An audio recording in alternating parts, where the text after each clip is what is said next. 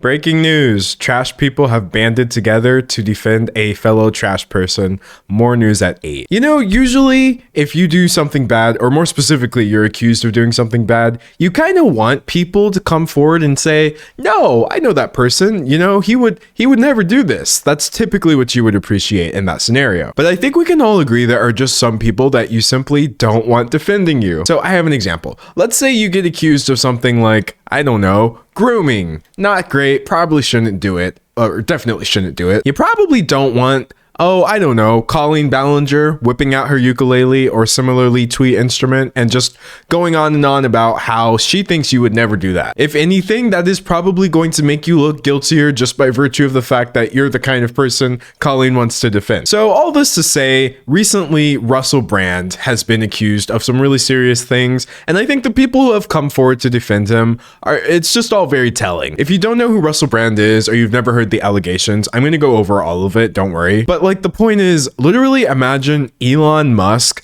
Alex Jones, and Andrew Tate defending you, among others. Anyway, I just want to talk about this a bit because while it is very serious, there is still just this irony of these people attempting to defend him, but only making him look just a million times worse. All right, so for those of you who may not know, Russell Brand is a television personality, I guess is the best way I could describe him. I'd say he was more of a thing in like the 2010s, the 2000s, a long time ago is my point. You can see in 2011, he played himself on The Simpsons, so he was definitely up there in terms of, I guess, recognition. But a few years ago, he sort of stepped back from the entertainment industry and has repositioned himself as, I kid you not, basically a conspiracy theory YouTuber. Like, he actually has a lot of subscribers, 6 million, and he gets plenty of views for just going on YouTube way too many times a week. Well, I guess we both have that in common, but his content is more of the, there's a conspiracy by globalists to, you know, run the world, and mainstream media wants World War III to start. And I don't know, like I can't even really begin to start summing up this guy's worldview, but I think you can get the point from titles like, so Trump just said this about vaccines and it changes everything. Full uncut Jordan Peterson interview. This conversation changed my mind. Get boosted. The mainstream media's COVID hysteria is back. Is Alex Jones right about COVID lockdowns returning? Like, there's not a single original thought here on this page. He is literally just conservative conspiracy theorist number 2553, but it just so happens that he used to be popular a little while ago, so he's slightly more prominent than the rest of them. And because he did actually used to be in the entertainment industry, his followers literally think that he is like, I don't know, like industry Jesus, here to reveal the dark truth of how things were. He also just kind of has this strange cult leader aesthetic going on, which, you know, there can only be one, so this guy's got to go. So here's the thing. Before we get into what he was accused of and the actual story here, he went on his channel and put out a statement about the story before it actually came out, which is somewhat unique. Hello there, you Awakening Wonders. Now, this isn't the usual type of video we make on this channel where we critique, attack, and undermine the news in all its corruption, because in this story, I am the news. All right, so he is the news, as you can see. And what he goes on to explain is that he has been tipped off. I've received 2 extremely disturbing letters, or a letter and an email, one from a mainstream media TV company, one from a newspaper, listing a litany of extremely egregious and aggressive attacks, as well as some pretty stupid stuff. So anyway, I think you get the point. Blah, blah, blah, something bad is going to happen. I'm trying to get ahead of it. He also describes the attacks as baroque. But amidst this litany of astonishing, rather baroque attacks are some very serious allegations. What does he think that means? Because baroque is literally an art style. Like a 17th and 18th century art style characterized by ornate detail. I guess he means a lot of the allegations against him are just really fancy, question mark? I don't know. I've never heard the word used that way, and this is obviously the least important part of this video, but I just feel like people like this literally just say things. They just talk in the attempts that it sounds smart. So he goes on to explain that the allegations are all concerning the time back when he was in the industry, and he goes on to clarify that he totally refutes them all. Now, during that time of promiscuity, the relationships I had were absolutely always consensual. I was always transparent about that then. almost too transparent. And I'm being transparent about it now. So there you have it, a very interesting video to release even before anyone else has their chance to get the word out. Anyway, this wasn't enough to stop anything, obviously, and the allegations were released in this really extensive Times article. This is like a collaborative investigation between multiple outlets. And yeah, there's no way to put it lightly. He was accused of, as you can see, rape, sexual assault, and abuse. Now, I'm not going to go over the details of this article or these allegations because, frankly, it is some really graphic stuff in there. This is definitely something you can look into yourself if you haven't already heard, because the article is extremely clear about what's going on. But the actual details of the abuse, again, are like not really the focus of this video. But I will highlight some things that stand out to me quite a bit. Sorry, I don't want to have his face here the entire time I'm talking because it's kind of scaring me. Okay, yes, that is much better. A nice calm beige. None of Russell Brand's crazy eyes. But yeah, one of the main things that stands out to me in this article is that there are at least 4 women who have come forward. The article goes into detail about 4 different people. Now, obviously, there is a lot of discourse online about how do we know if these allegations are true and things like that. But let me say this. There's so rarely going to be clear-cut evidence for things like this. So you kind of just have to pay attention to other signs. And if 4 different unrelated people are all coming forward to accuse you of the same thing, that is pretty much one of the biggest signs there is. How do you have 4 different people from multiple years and multiple walks of life saying that this happened to them? Another issue is that one of the women who came forward, she was just a girl when this happened. She was 16 years old. And I think what the absolute, or one of the worst parts is that it was technically like that age gap, even though he was 31, that was legal. He literally, according to this article, had to pick her up from school sometimes, and it was legal for him at 31 years old to be in a relationship with her at 16. So that in and of itself is just incredibly disturbing and confusing to me. But I mean, if that's not bad enough, she does also say that despite her technically being over the age of consent somehow, he still did violate her consent anyway. And then just, I guess the last major detail that really stood out to me was that some of these things in the article actually can be proven. There is a record of one of the women, a separate one, who came forward visiting a rape crisis center the exact same day that she alleges like this happened to her, and the same day that he was texting her a bunch of messages saying like, oh, I'm sorry, please forgive me. So why in the world would you want to disbelieve these women when the truth is literally right there in the article? This is on record. The text messages have been verified as coming from his number. In what world would this not be true? That being said, yes, they are still allegations, which I do technically have to say, but that's just appalling, honestly. And the fact that there's a lot of people, these online super sleuths, really trying to prove that these women are just lying and it's all just for a bag. When there's stuff like this in the article, you're just choosing to believe, I guess, the worst. And it makes absolutely no sense. So that's all I'm really going to say about the allegations themselves, because again, they're really graphic and I don't want to focus on things like that on this channel. But I will say yet another notch in the, oh, that's a terrible sign book. More people have come forward. Now this woman has said that he exposed himself at a BBC studio, which is obviously misconduct and not alright at all. And I've also seen other people coming forward with just a bunch of stories at this point, and it's just so ugly. Now, one thing I really want to point out is a few things that we do know about Russell Brand, things that he has told us himself, or things that people very close to him have said about him, because again, as if you really needed more evidence that he's very capable of the things he was accused of. If you're wondering how he was even allowed to do something like expose himself on set at a BBC production, his behavior was an open secret. It can't even be classified as an open secret if we're being honest. His behavior was just open. Like, everybody knew that this guy was gross. There's this 2006 interview, I found a 2012 republishing of it, where it's basically just GQ gushing over, I guess, how awesome Russell Brand is, which is really disturbing because he says some things in this article that if I read that, I'm like, okay, we can't print this, we can't hype this up, what is happening here? But instead, he's really just lauded as this amazing celebrity. So Piers Morgan, the interviewer, asks him, are you a more successful predator now that you don't drink?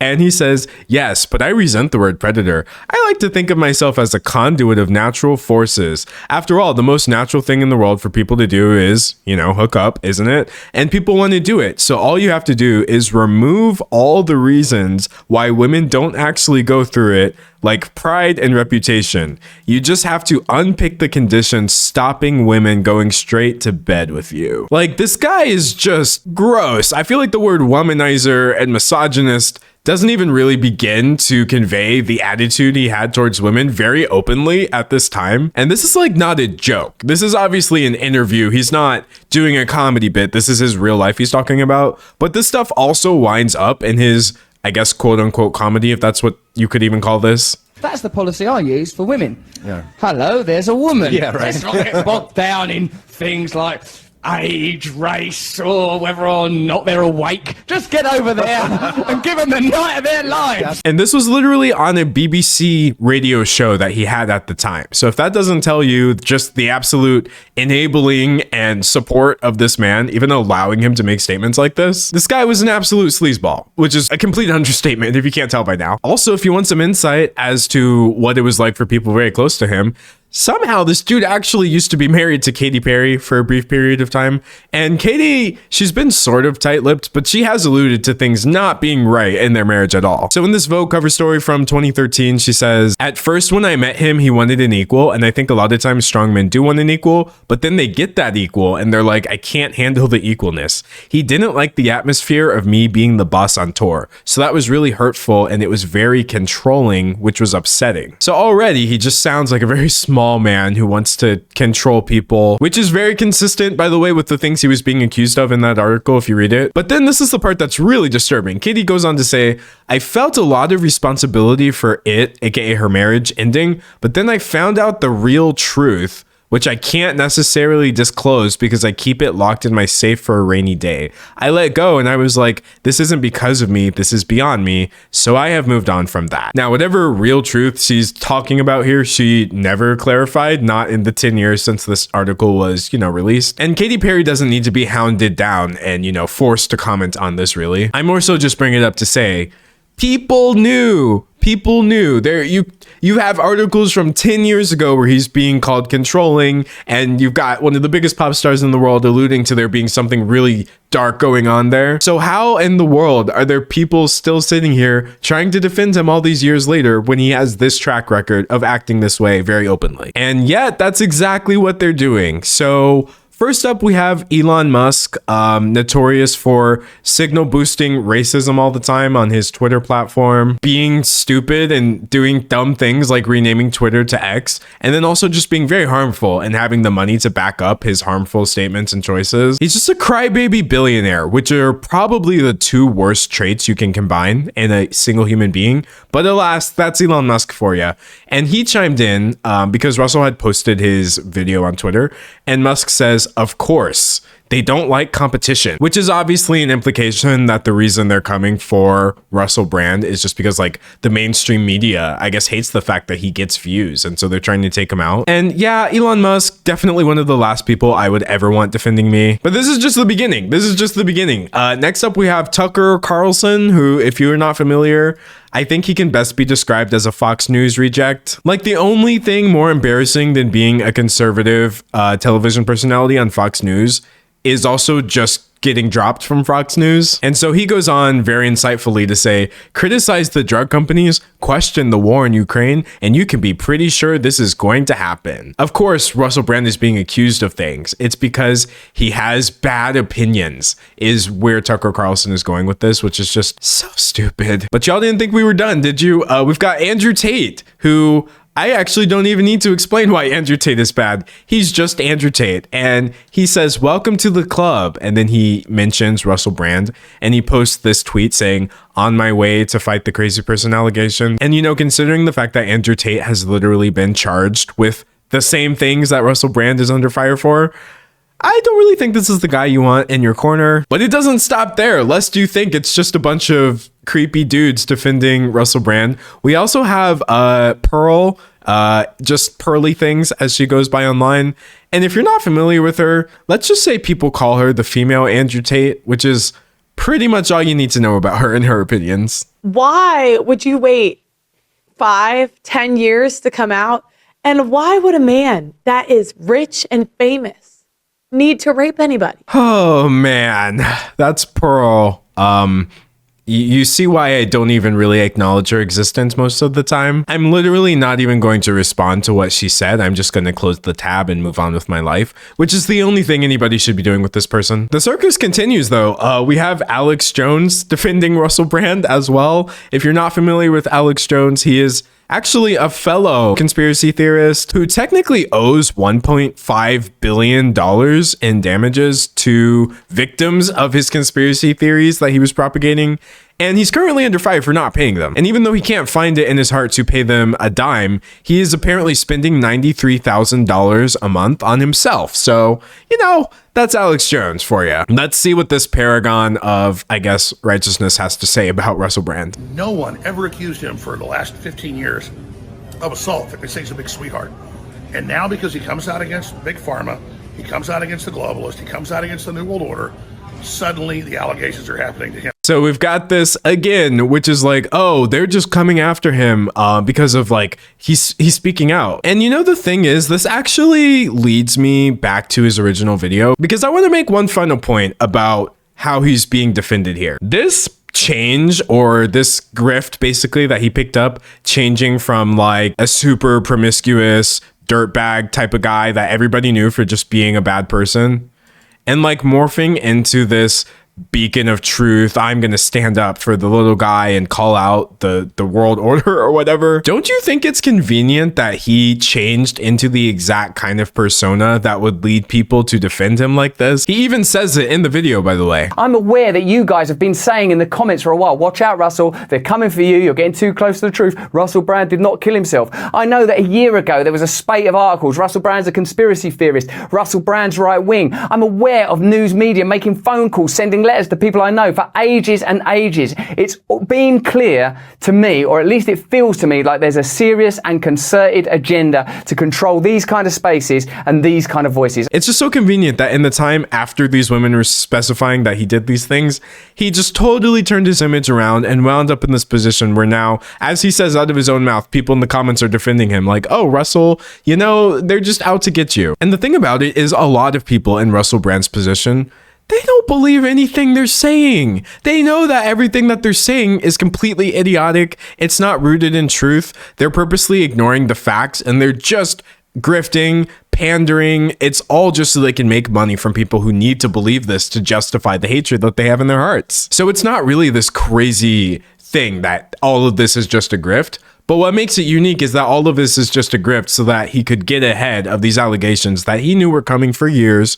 because he knew what kind of person he was. Everyone around him was saying what kind of person he was, and it was literally just a matter of time. So he used that to basically build his army. Overall, if it's not clear, Russell Brand really sucks, and everybody defending him can fully kick rocks. And yeah, if Elon Musk, Alex Jones, Andrew Tate, just pearly things, and former Fox News reps are going to bat for you, I think probably the real play in the scenario is to just delete all of your accounts and never show your face again. But yeah, I would like to know in the comments what you think about this. I mean, I have a feeling I can guess probably your opinion, but I would love to see it. There has to be some karmic balance here for all the weirdos that are over there in his comment section defending him, just to restore my faith in humanity a little bit. But yeah, this guy's trash. I guess that's all.